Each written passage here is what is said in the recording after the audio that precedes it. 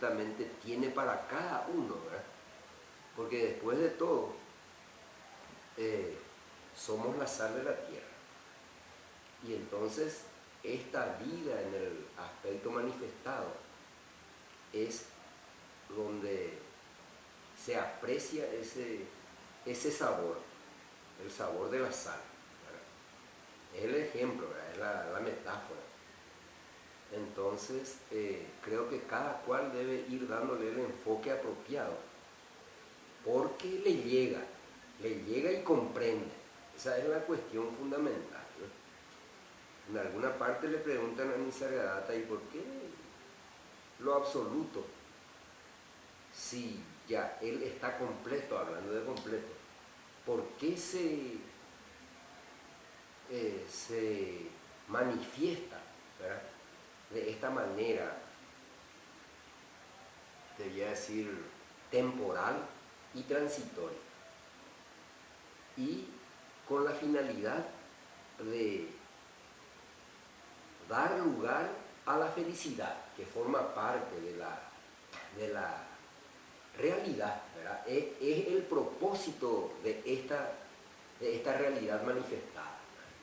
Porque como él permanentemente insiste en que esta realidad, en su aspecto manifestado, es falso, ¿verdad?, o es falsa, entonces en realidad la gente le pregunta y está curiosa, pero esos son contextos. O sea, ¿por qué él insiste en que esa realidad en este aspecto es falsa? Por el hecho de que tiene que ir apuntando o enfocando cada uno la mente en aquello primordial o fundamental. Lo no manifestado es el sustrato, es el soporte, es el fundamento de lo manifestado, ¿verdad? Desde la mente puede ser vista de esa manera, ¿verdad?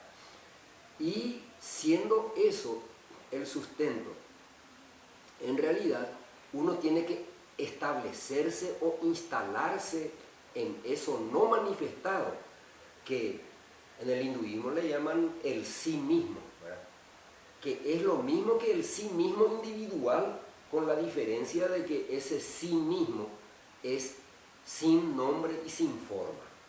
Es por el hecho de tener que darle una razón de ser para la mente dual, es lo que se le da ese nombre, ¿verdad? Porque realmente la mente no puede normalmente, como mínimo, ¿verdad?, siempre se hace imágenes.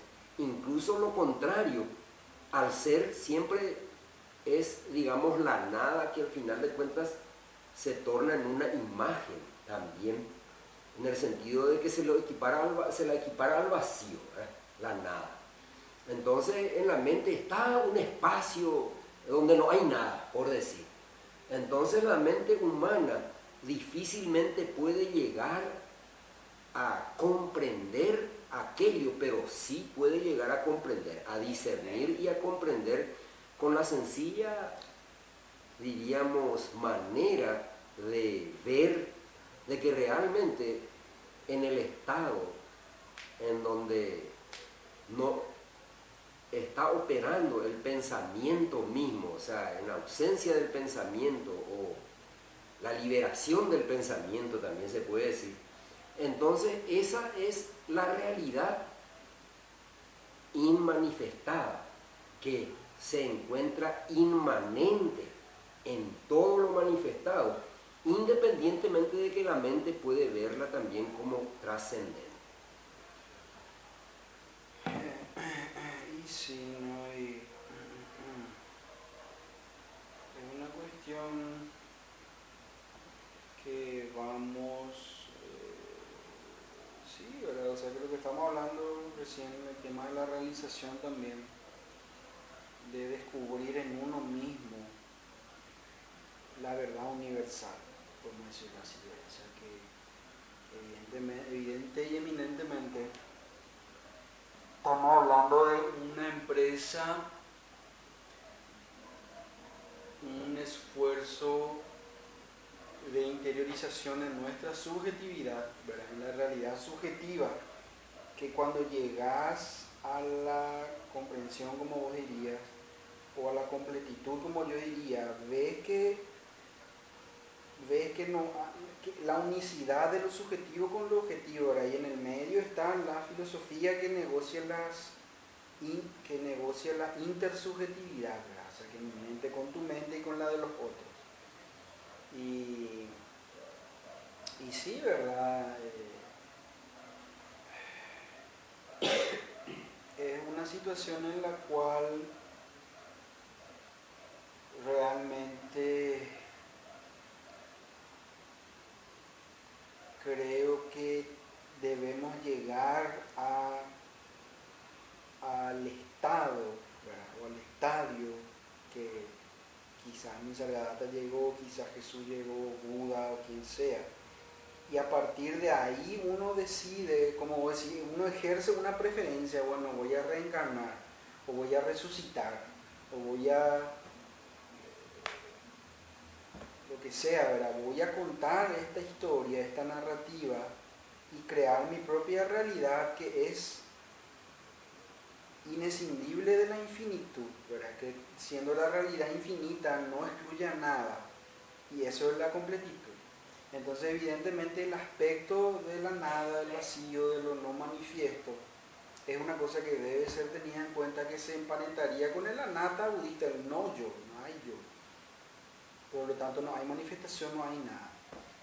Entonces, los hinduistas dijeron, bueno, solucionaron eso quedándose, prefiriendo esa idea. Entonces, el mundo es una ilusión, el mundo es maya, el mundo es una ilusión cósmica.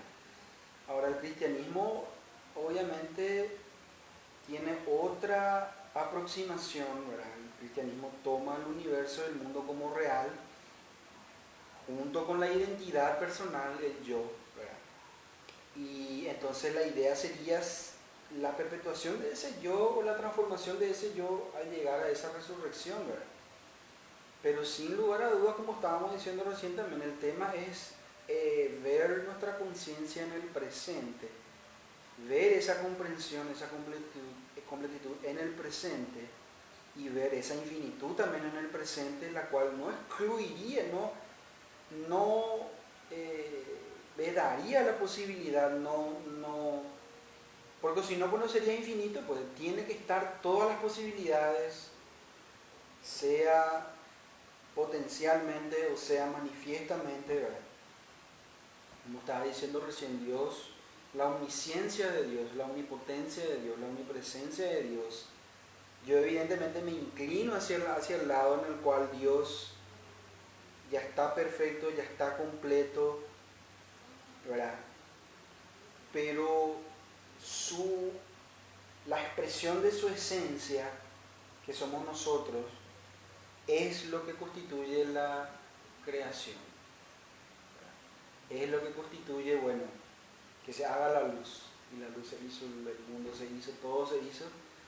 No porque Él necesitase hacerlo o porque le faltaba algo para completarse, y al hacer esto se completa, sino más bien la balanza se inclina hacia nosotros. Somos nosotros como seres humanos, como seres que nacemos, crecemos y evolucionamos, los que tenemos que reconectar con su esencia, ¿verdad? Reconectar, religar religión, ¿verdad? Y entonces somos nosotros los que vamos, o sea, la manera en la cual yo lo pongo es así. Si estamos en la completitud o en la comprensión, como vos dirías, entonces somos lo infinito explorando lo finito, ¿verdad? Lo ilimitado explorando los aspectos limitados de nuestro propio ser. Ahora, eso sería la nanda, la felicidad, ya estamos ahí, ¿verdad? Si no estamos ahí, lo cual significa que tomamos este cuerpo de carne y hueso por nuestra verdadera identidad, ¿verdad? Entonces ahí ya establecemos nuestro sistema de creencia o sistema de referencia como lo absoluto, ¿verdad? Como lo que vale, como lo que es. Entonces somos lo finito expandiéndonos o explorando eso infinito. Entonces, o lo limitado, tratando de acceder a eso ilimitado, a eso que no tiene fin, ¿verdad? Pero lo cual, la imagen que se suele usar también es del océano y las gotas, o el océano y las olas. O sea, si estamos en la comprensión o en la completitud, somos el océano enfocándose o interesándose o explorando esa gota que somos también. Y si no está esa comprensión, si no está esa completitud, entonces somos meramente esa gotita tratando de buscar la incalculable e inaccesible, no sé, infinitud de ese océano que nos precede, nos preexiste y seguirá con o sin nosotros, ¿verdad? Entonces está esa especie de dicotomía o tensión, como te digo, del Atman Anatta, ¿verdad? Hinduista y budista, o del yo y el no yo, el péndulo que gira hacia uno u otro lado, que también está emparentado con la manifestación o la no manifestación, ¿verdad? O la conciencia y la inconsciencia del sueño sin sueño, ¿verdad? Y como solemos decir en realidad los hindúes, ¿verdad? Cómo solucionaron ellos, dijeron, bueno, no te vayas a identificar con las percepciones y ve más allá de las percepciones, y ahí está la realidad, pero esas percepciones son las apariencias integrantes de esa realidad, pero no la realidad final. La realidad final está, como decía, en la inmanencia, trascendencia de lo supremo, ¿verdad? Que sin lugar a dudas, al compartir esa filiación divina, nosotros somos parte integrante de eso, ¿verdad? Configurémonos como trocitos de eso, pedacitos de eso, o lo absoluto también, ¿verdad? Dependiendo de cómo uno encare ese tema. Y sí, ¿verdad? Yo creo que no. Para mí lo importante es realmente llegar a la felicidad o a la ecuanimidad. Y como dije, ¿verdad? Ahí vos elegís si querés ir, bueno, voy a reencarnar, o voy a resucitar, o voy a irme a otro planeta, o lo que sea, ¿verdad? El aquí y ahora es en el que tiene que tener la cualidad espiritual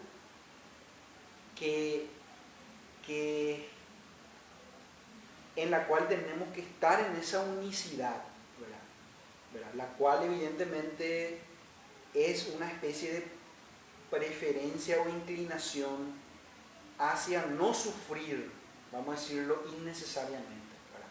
Sino tomar sufrimiento o la vida o los obstáculos o los problemas de la vida como una práctica espiritual, como dicen los cristianos también, que te mencioné alguna vez, los tres escalones del sufrimiento o del dolor, ¿verdad? En el primer escalón está el sufrimiento purgativo, ¿verdad? El sufrimiento purgativo, que es una especie de limpiarse, ¿verdad?, de la contaminación espiritual que tenemos, de nuestros propios pecados, como quiera llamarle, ¿verdad?, de ir liberándonos de esa especie de sombra o de maldad que tenemos. Entonces es la purgación, el sufrimiento purgativo. Entonces esa es la primera etapa del sufrimiento. Después te limpiaste, te purgaste, quitas todo esos sufrimientos, esos pecados, podemos decirlo así, en lenguaje religioso, ¿verdad?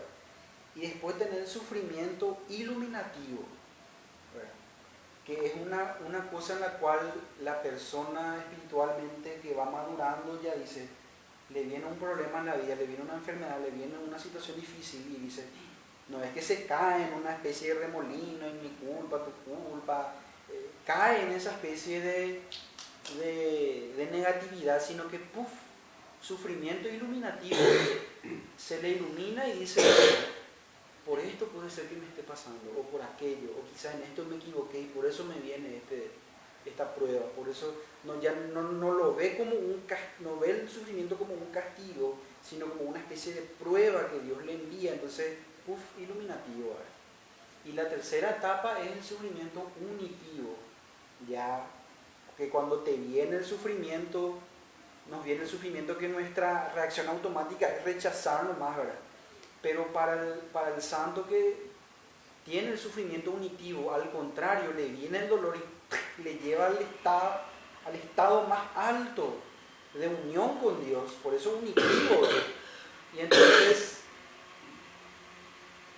ahí se diviniza la persona a través del sufrimiento consciente, voluntariamente aceptado, sin haber sido violado su libre albedrío, totalmente correcto en todos los niveles, pero que es un sufrimiento que, como suelo decir, es la autopatía, ¿verdad? Que la cruz que podemos llevar de otros llevamos, o los pedacitos de su cruz llevamos, así como otros llevan también pedacitos de nuestra cruz, de nuestras cruces.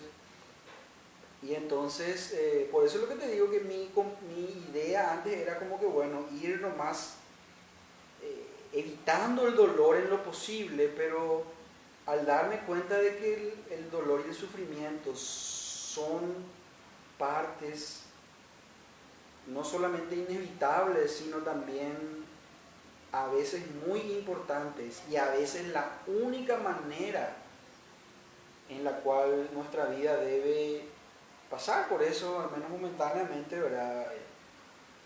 Aún porque por la mera o mínima razón de que nos puede dar un poquitito de humildad también, ¿verdad? O hacernos ver a nuestro prójimo, a nuestro semejante, ¿verdad? Así lo veo hoy por hoy, ¿verdad? Y por eso te digo, pero como te digo, como dijiste vos también más o menos recién, bueno, si sufrimos, Dios sufre en nosotros, ¿verdad? Pero por supuesto la idea es conjugar ese sufrimiento y esa felicidad hacia algo que nuestra preferencia natural tiende hacia algo que sea realmente algo que valga la pena, podemos decirlo, la vida, ¿verdad? Que se nos presenten en las circunstancias y situaciones más favorables posibles para cualquiera, ¿verdad? O sea, ahí yo diría que el bienestar es una aspiración y prioridad común y colectiva. Todos queremos estar bien. Y el tema es tener nomás esa sabiduría para ir encarando la vida en los términos y en las acciones en la cual podemos ir navegando nuestra experiencia individual, no causando daños a otros, y también ir, vamos a decirle, evitando quizás sutilmente, quizás más obviamente las negatividades que podrían surgir de algún lado, ¿verdad? Sea cual fuere, como te digo, cómo se nos presenten en nuestra experiencia, y eso yo creo que sería la manera de ir avanzando en este caminito. Sí. Y se trata de un enfoque, para mí, impecable, se puede decir. Te menciono justamente lo que Nisargadatta dice, ya que es uno de nuestros referentes, y pese a que vos en un momento usaste la palabra quizás en referencia tanto a él como a Jesús. Quizás alcanzaron ese estado. Quizás alcanzaron ese estado.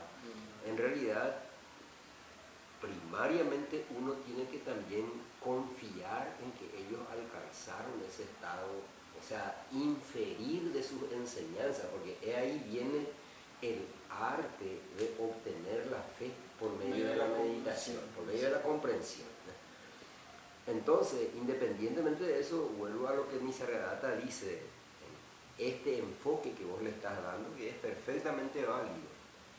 Le dice a un interlocutor, usted ya es perfecto, usted no está buscando la perfección, lo que usted está buscando es expresar su propio ser en la acción, su propio ser en la acción. Entonces eso es lo que es Dios, ¿verdad? Eso es lo que es lo absoluto. Cuando es ya perfecto, Él expresa su ser perfecto en la acción, independientemente que mientras nosotros veamos que esa perfección está dividida irreductiblemente entre los opuestos o entre los extremos, ¿verdad?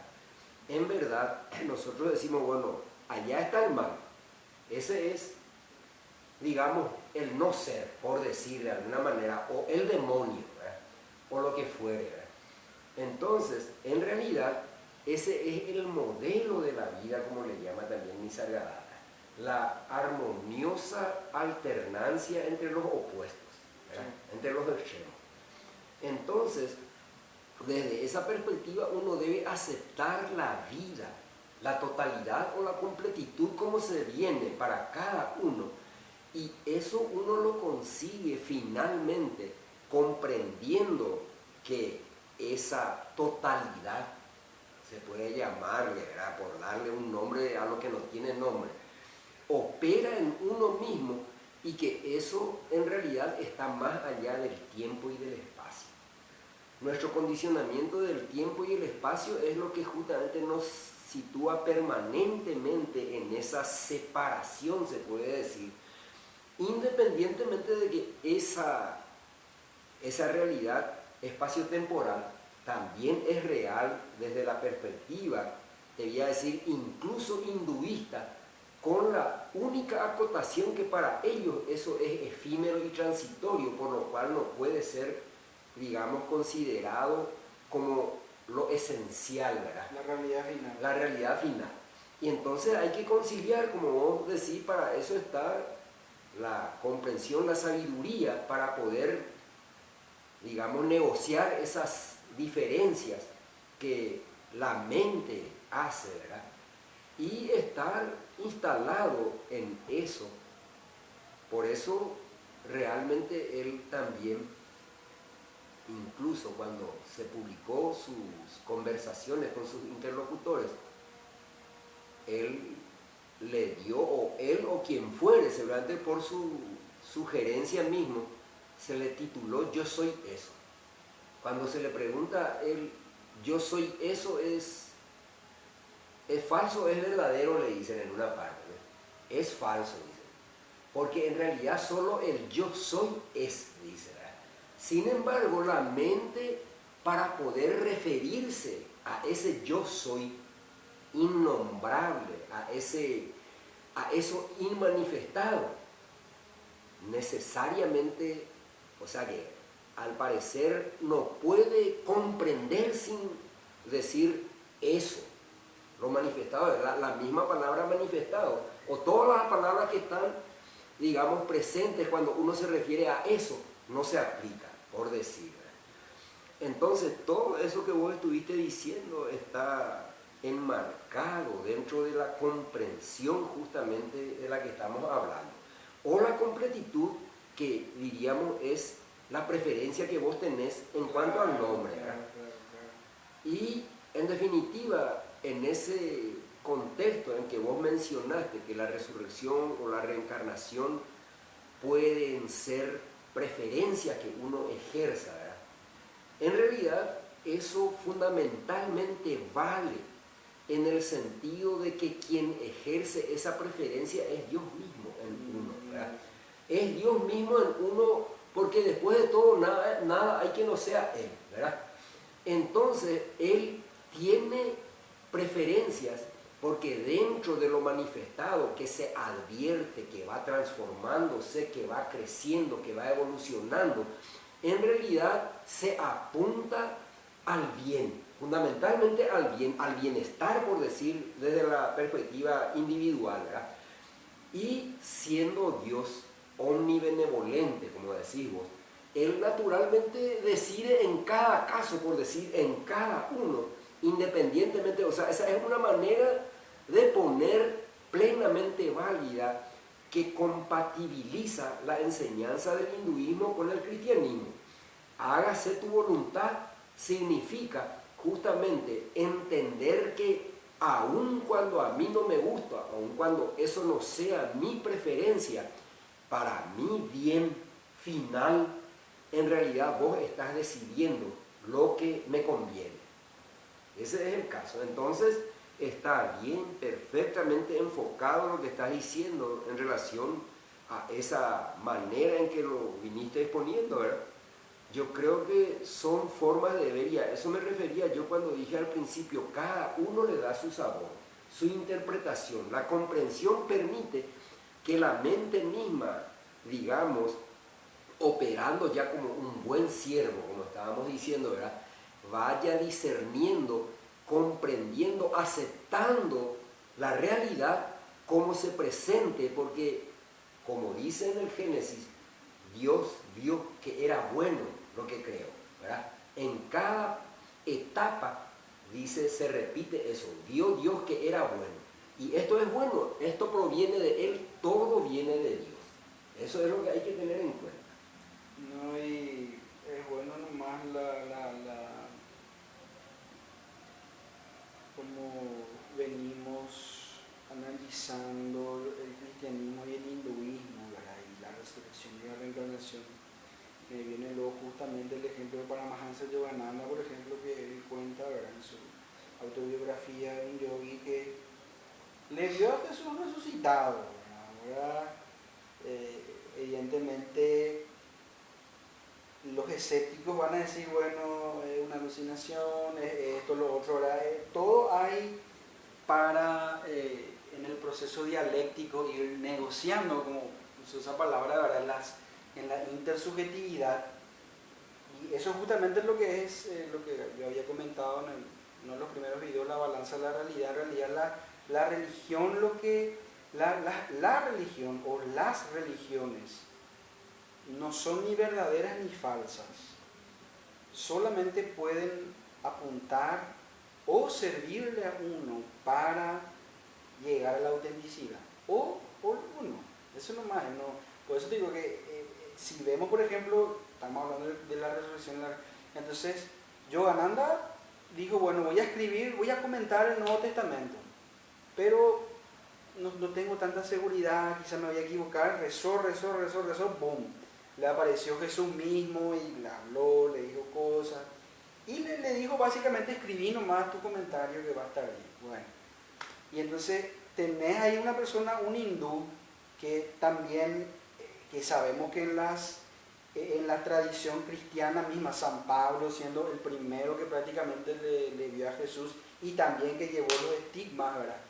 Y todos los otros santos también que vinieron después le vieron a Jesús resucitado. Entonces, como vos decís, bueno, es Dios mismo que está jugando consigo mismo en sus infinitas conciencias, experimentándose a sí mismo de la infinita manera en la cual a Él le place, ¿verdad? Y eso por un lado, ¿verdad? Y por otro el tema de la filosofía perenne, ¿verdad? Que es lo que realmente vamos encarando, viendo estas verdades eternas, ¿verdad? De las cuales o con las cuales surgen las diversas religiones, ¿verdad? De este planeta y quizás de otros planetas también que no podemos saber. Por eso yo digo que esa también fue la idea de las 50 luces, la filosofía de que, bueno, ¿cómo presentamos nuestra civilización a algún extraterrestre? Sin lugar a duda que va a haber alguna compatibilidad, aunque sea la especie de realidad absoluta o ser supremo o la realidad o la mera realidad, ¿verdad? ¿Cómo lidiamos con la realidad, ¿verdad? ¿O qué es la realidad? O siquiera surge la pregunta, ¿verdad? De qué es la realidad, quizás no necesite surgir. Pero en lo que respecta a ir viendo estas verdades que van surgiendo, teniendo en cuenta las escrituras de todos los pueblos que consideran ciertos libros más sagrados, más aptos quizás para ir explorando todas estas ideas que vamos a explorar.